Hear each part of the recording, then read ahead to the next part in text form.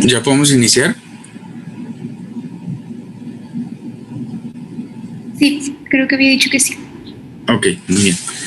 Bueno, el día de hoy vamos a hablar sobre la tromboembolia pulmonar.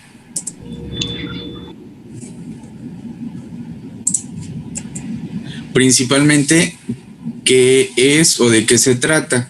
La tromboembolia pulmonar es un padecimiento vascular, es una obstrucción de la circulación pulmonar por el enclavamiento de un trombo que comúnmente pues se forma en otro lugar. En este caso pues la circulación venosa es la más común, aunque también este puede ser causado por grasa, fragmentos de médula ósea, líquido amniótico y parásitos. Al momento de correlacionar la historia clínica del paciente con los datos que puede estar mostrando, nos podemos dar cuenta de dónde viene realmente el embolismo.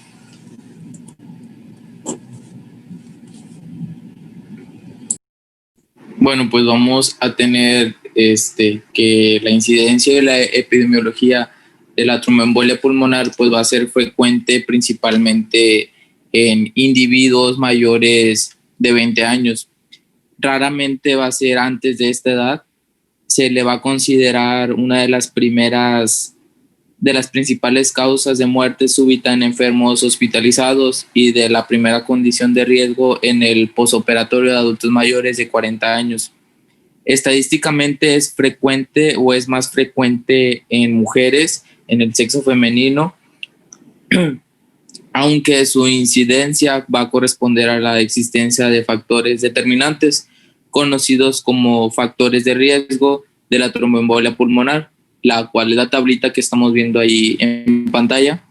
El 30% de los casos los émbolos se van a originar en los miembros inferiores, el 40% en las venas ilíacas y el 30% a nivel pélvico y abdominal.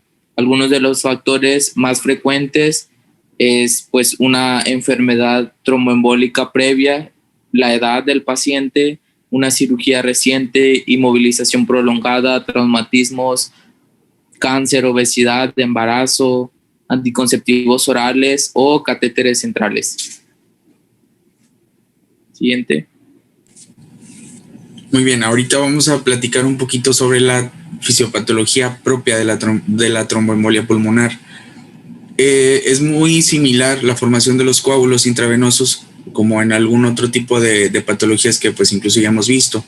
Se va a ocasionar por la lesión endotelial inicial, activación de plaquetas, sustancias activadoras de coagulación y sus mecanismos, conversión de fibrinógeno en fibrina y atrapamiento de eritrocitos y leucocitos, o en este caso pues podría ser algún otro tipo de material, como en este caso pues grasa y como ya había mencionado, parásitos o restos de médula ósea.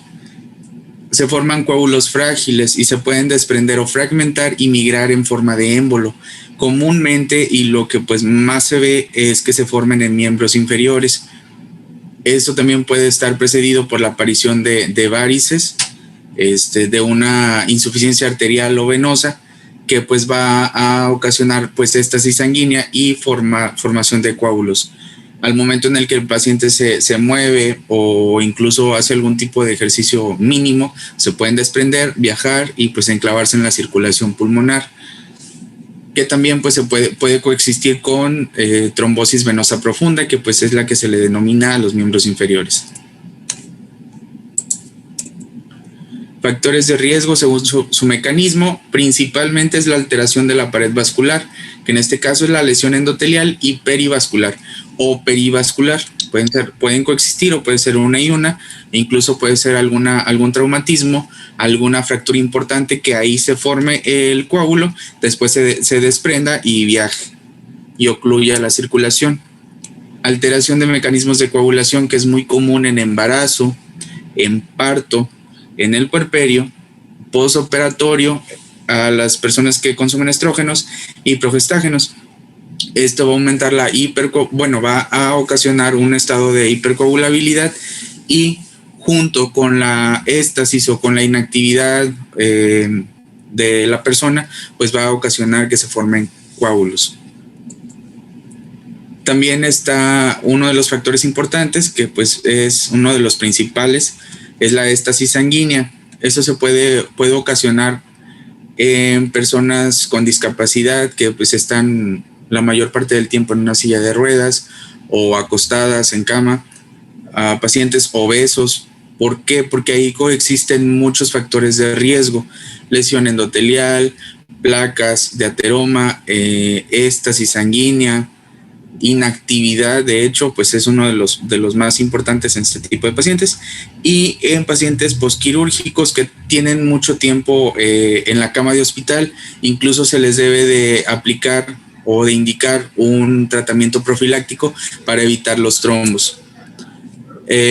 Tenemos también el enclavamiento de la o el establecimiento, perdón, de la tromboembolia, que pues es una serie de sucesos. Es la obstrucción total de la arteria pulmonar por un trombo que va a provocar una muerte súbita por dilatación del ventrículo derecho e insuficiencia cardíaca. No siempre va a provocar la muerte, pero este es un padecimiento que se tiene que atender rápido. Este eleva la presión venosa sistémica, disminuye el gasto cardíaco, provoca hipotensión e insuficiencia coronaria y choque.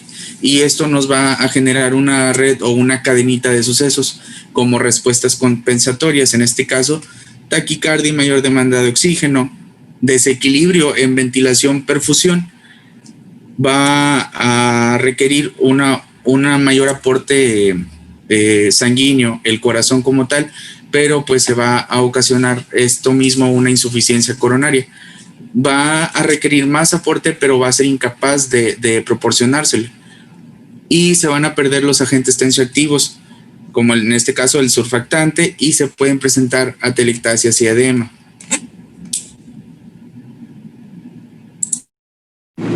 Bueno, el cuadro clínico, vamos a ver los síntomas y signos más característicos de la tromboembolia pulmonar. En los síntomas, pues vamos a ver que en un 79-80% de los pacientes va a presentar disnea, un 50 al 61% va a presentar disnea de reposo, después un 16 al 27% disnea de esfuerzo. Los demás síntomas pues van a ser optornea, dolor pleúrico, dolor torácico no pleurítico, tos, hemoptisis, síncope, mareo, dolor o edema en pantorrilla, dolor o edema en el muslo. Algunos signos clínicos, el más frecuente es la taquipnea, después le sigue la taquicardia, la diaforesis, fiebre, incremento del segundo tono cardíaco, ingurgitación yugular, cianosis, crepitantes, sibilancias. Y el error diagnóstico se va a explicar por la gran variedad de manifestaciones que pueden ser desde un síntoma aislado hasta evolucionar en forma subclínica o presentar cuadros clínicos característicos de rápido desarrollo, mortales o no. Siguiente. Después, en la exploración física, pues aquí vamos a encontrar los hallazgos que pueden ser nódulos o identificar datos aislados como estertores bronquiales, síndromes de condensación o derrame pleural, datos de cor pulmonale agudo, si existe como taquicardia, ritmo de galope, ingurgitación yugular, hepatomegalia, hipotensión arterial, o datos de choque, como puede ser aleteo nasal, latidos external y complejo de la pulmonar.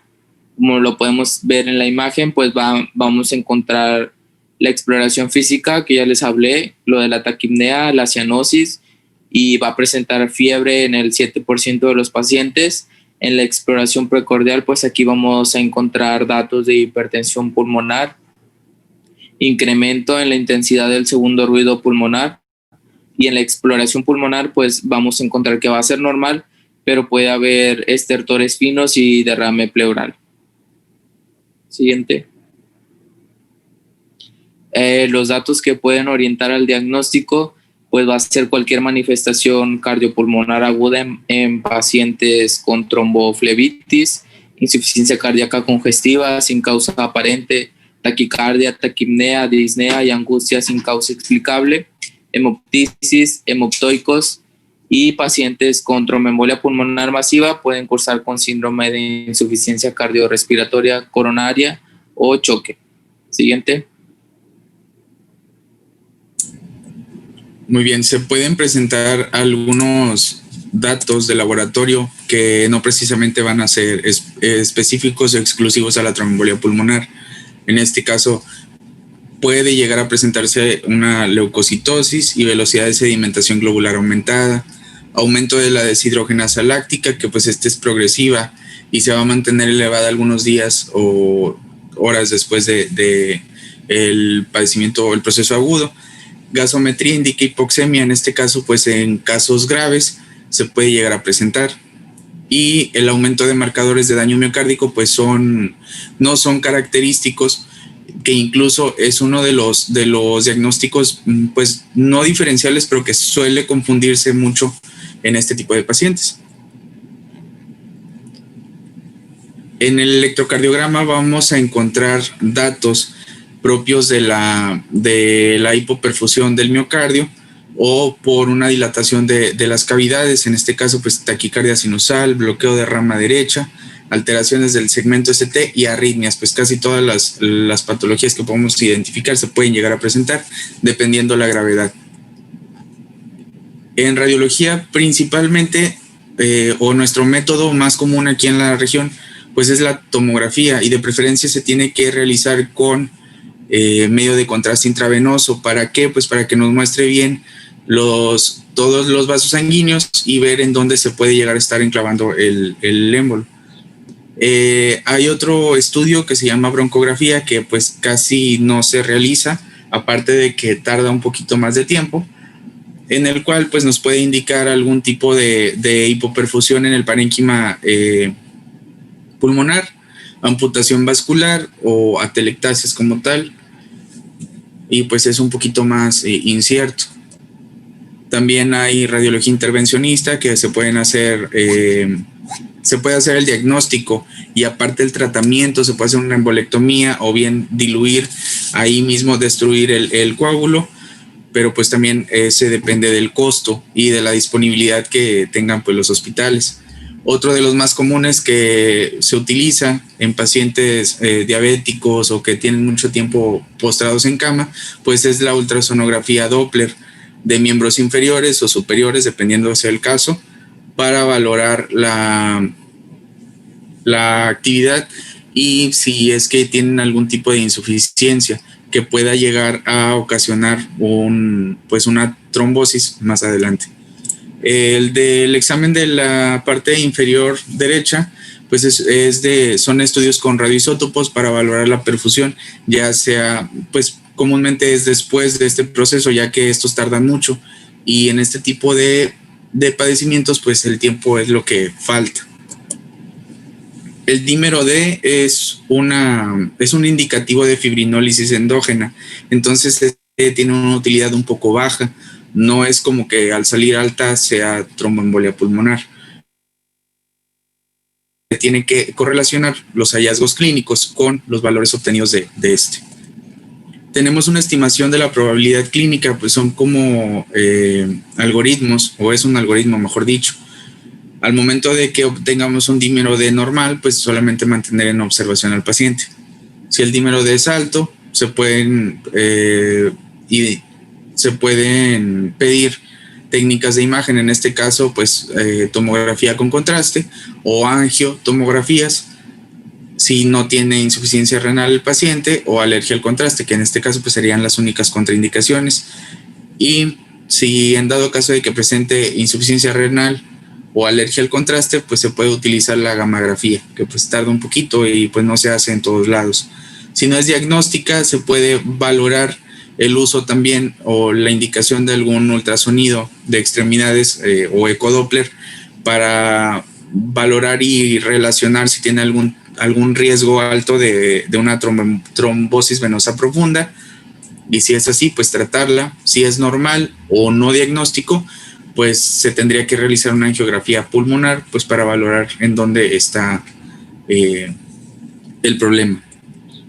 El tratamiento principalmente se basa en la disolución del coágulo, fibrinólisis, embolectomía, anticoagulación, y los tratamientos invasivos pues es el filtro de la vena cava. Tenemos escalas que se pueden utilizar es la escala PESI simplificada o la escala PESI amplia, que nos va a valorar el índice de severidad en el que se puede presentar un embolismo pulmonar.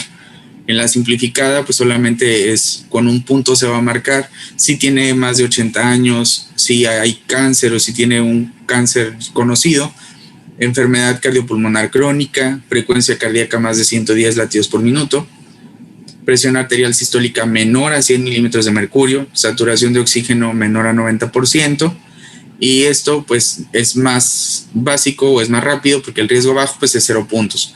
Un riesgo alto es de 1 punto hacia arriba, y la amplificada pues es un poco más compleja y tiene 5 clases. En este caso pues se valora por los puntos que se les otorguen, y tendríamos que tratar o indicar un tipo de tratamiento pues para prevenir una trombosis. La anticoagulación, lo principal o lo que se puede indicar es la heparina o las heparinas. En este caso, pues está la heparina no fraccionada, que previene la formación del trombo adicional y permite aparte fibrinólisis endógena. Esta pues se tiene que indicar por infusión intravenosa, y para revertir su efecto se utiliza el sulfato de protamina.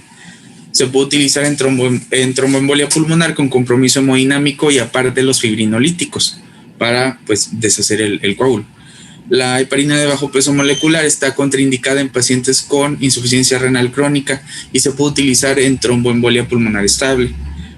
También se utilizan algunos fármacos como se menciona antivitamina K, warfarina, cenocumarol, y en embarazo es importante indicar algún tipo de profilaxis para evitar las trombosis.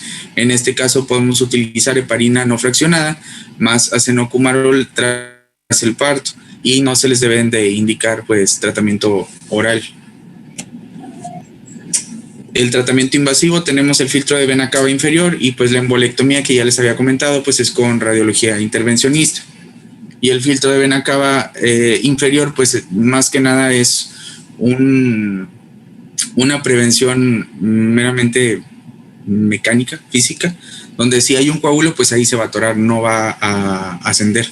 Entonces igual sería un poco más fácil ingresar y pues ya se sabe en dónde está la obstrucción en pacientes que ya tienen una predisposición a esto. Bueno, ahora vamos a hablar sobre el uso de los agentes fibrinolíticos. Aquí vamos a ver que el empleo de agentes fibrinolíticos debe ser bajo riguroso control y aplicado solo por especialistas con experiencia. La streptomicina va a actuar como activador directo del plasminógeno. La dosis inicial de la streptomicina va a ser de 0.25 a 0.6 megaunidades durante 30 minutos. Como dosis de mantenimiento se recomienda el uso de 100.000 megaunidades por hora. Otras sustancias aún que están en investigación son algunos derivados de venenos de serpientes como el de fibrasa y derivados de cultivos de Aspergillus, en contraste con la urosinasa y la estreptocinasa.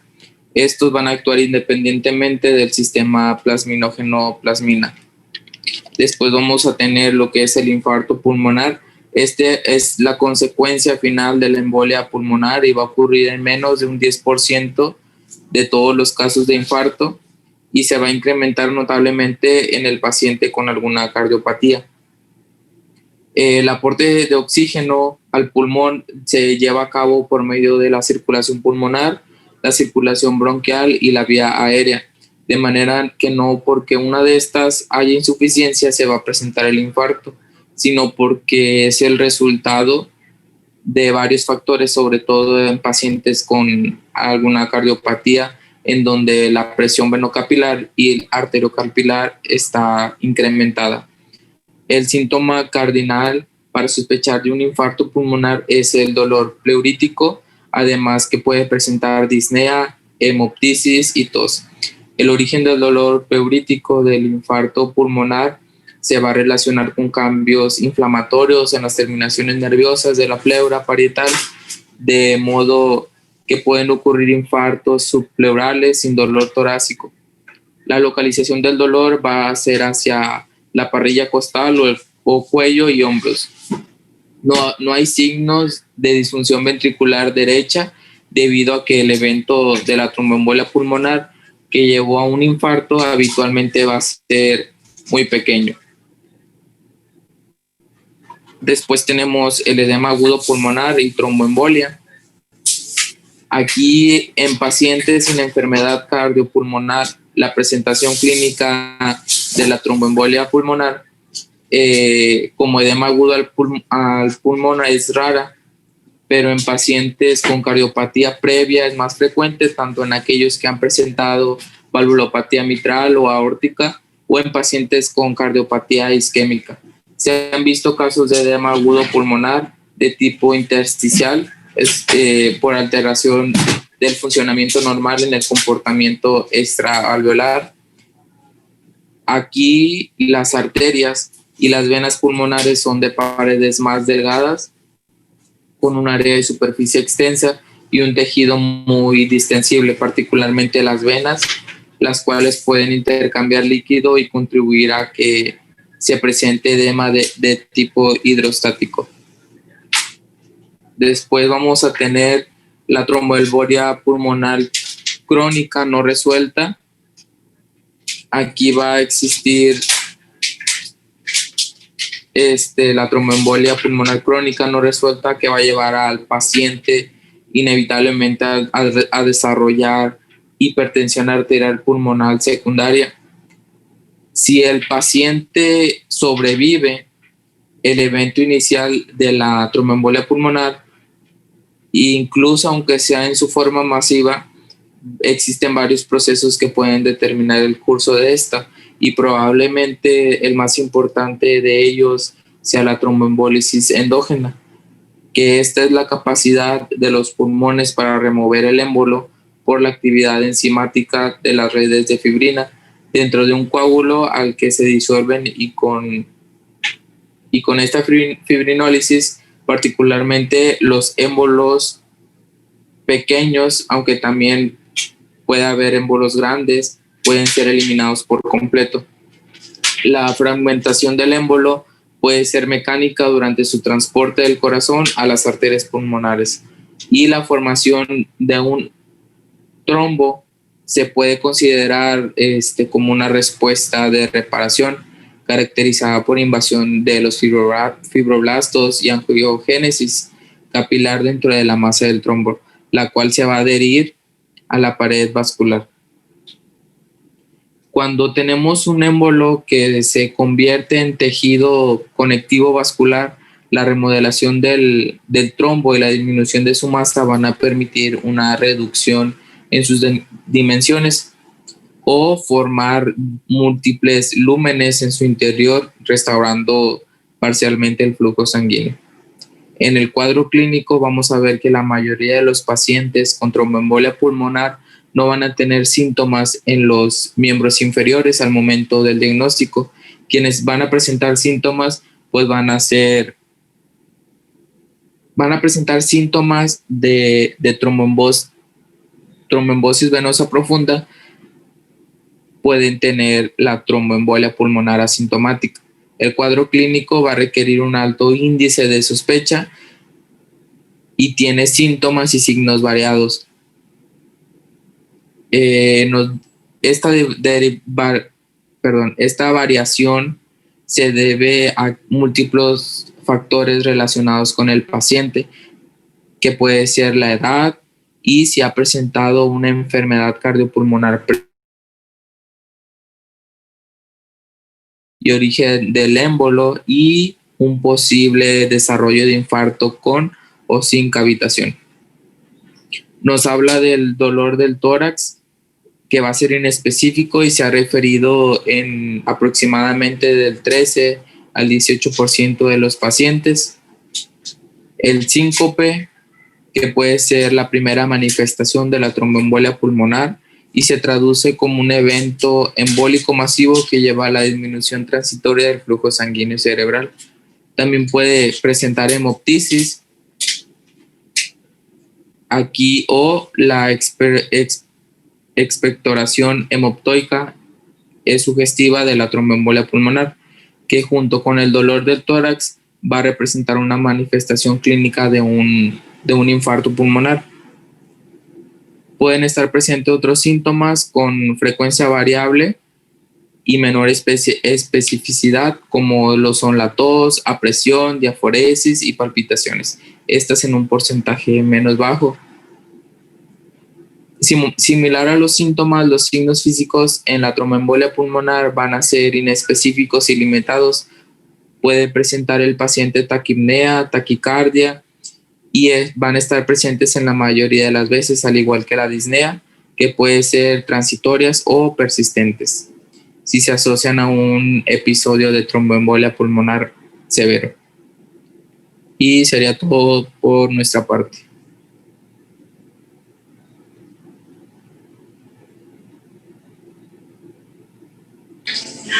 Muy bien.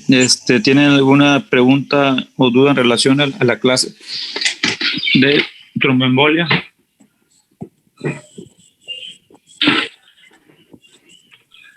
No, doctor. Lo más importante de la tromboembolia pulmonar es la sospecha diagnóstica. Como es una enfermedad que puede presentar síntomas muy variados, y hay tromboembolias pulmonar leves que casi cursan asintomáticas. El paciente en ocasiones nada más puede presentar ansiedad, o hay pacientes que nada más presentan taquicardia o taquipnea nada más, y puede ser transitoria dependiendo de la severidad de la tromboembolia pulmonar. Aquel que nos va a dar muchos síntomas y signos y puede el paciente llegar hasta el choque cardiogénico es la tromboembolia masiva. Hay una falla ventricular derecha en forma muy aguda, y esta falla ventricular derecha pues, va a condicionar una falla ventricular del lado izquierdo también en transcurso de horas. El paciente puede presentar choque cardiogénico con una desaturación muy importante, y muchas del diagnóstico de tromboembolia se han realizado por autopsias, por necropsias.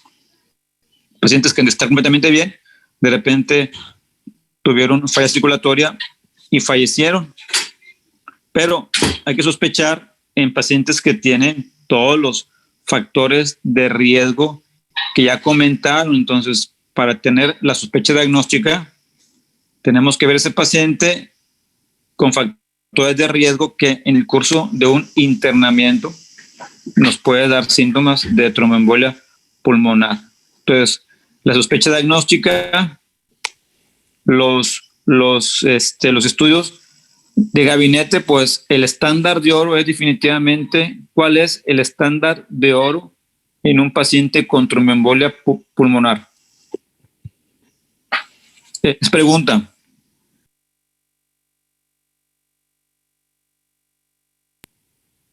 ¿El paciente con qué, doctor? ¿Cuál es el estándar de oro para hacer el diagnóstico de tromboembolia pulmonar?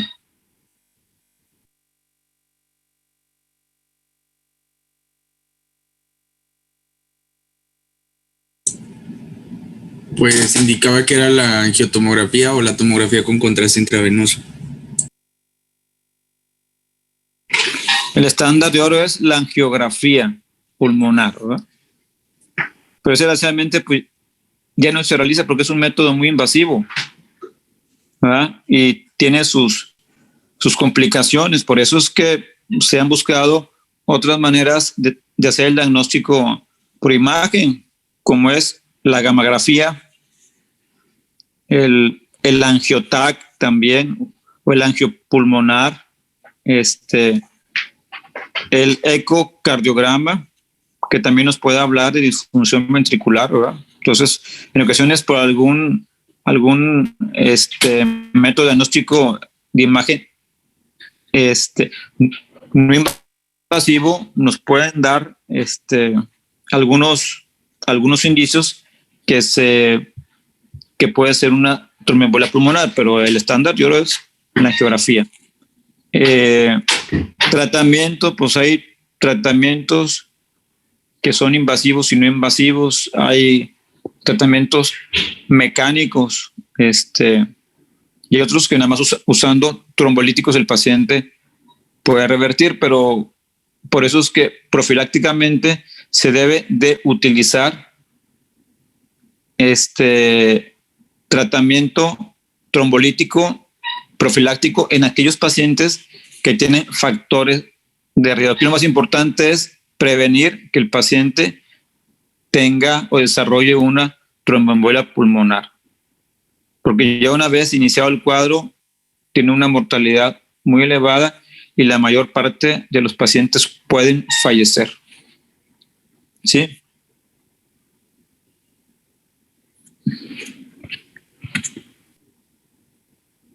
¿Preguntas o dudas? No, doctor. En este caso, aquí en Reynosa, lo más selectivo sería mandarlo a hacer la tomografía. O Sí, lo más selectivo, por ejemplo, el dímero D sí es un estudio muy importante que nos da mucha pauta para continuar con todo. Si el paciente clínicamente tiene datos de una tromboembolia pulmonar con un dímero D muy elevado, pues el primer estudio que tenemos que hacer es no invasivo, de fácil acceso, es un ecocardiograma. Eso puede ser. La otra es un gamagrama de perfusión para ver la perfusión y la circulación del pulmón. Entonces, yo creo que los estudios más importantes serían también un angiotac, cardiovascular o cardiopulmonar. El otro sería una gammagrafía de perfusión, ventilación. Y ya en caso de que no hubieran tantos recursos, pues sería un ecocardiograma, pero en ocasiones esta patología es por clínica, ¿verdad? Sí, todas las patologías deben ser diagnosticadas por clínica, la mayor parte. Ya, o sea, no es necesario hacer al paciente una angiografía, ¿verdad? También es muy importante el ultrasonido vascular de miembros periféricos, porque si el paciente cursa con una trombosis venosa profunda más síntomas pues ya no hay que hacer nada más, ¿no? Ya tenemos el diagnóstico. ok. Entonces, bueno, nos vemos la próxima semana. Sí, doctor. Antes que tengan buen fin de semana. Adiós. Igualmente, doctor.